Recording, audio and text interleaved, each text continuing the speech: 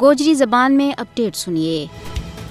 آزادی ہر انسان کو پیدائشی تے بنیادی حق ہے، جس کی ضمانت دنیا کا سب تو بڑا انصاف کا ادارہ اقوام متحدہ نے اپنا چارٹر ماں ہر انسان نہ دیتی ہے۔ اس حوالے نال گل کی جائے تو بھارت کے زیر تسلط جموں کشمیر میں گزشتہ 75 سالوں تو جڑی تحریک چل رہی ہے وہ عالمی سطح پر ایک تسلیم شدہ تحریک ہے۔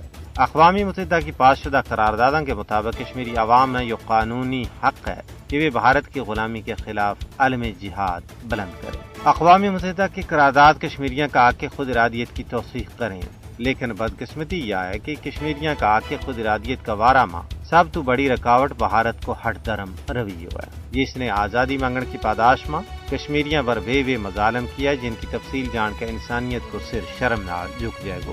بھارت بندوق کی طاقت کی بنیاد پر کشمیریوں کی حق خود ارادیت کی کوک نہ آواز نہ خاموش کرانے کی کوشش کر رہا ہے۔ حالانکہ کشمیر ایک بین الاقوامی سطح پر تسلیم شدہ تنازع ہے اور ہندوستان غیر قانونی اقدامات کے ذریعے اس کی حیثیت نہ کسی بھی صورت میں تبدیل نہیں کر سکتا ہے۔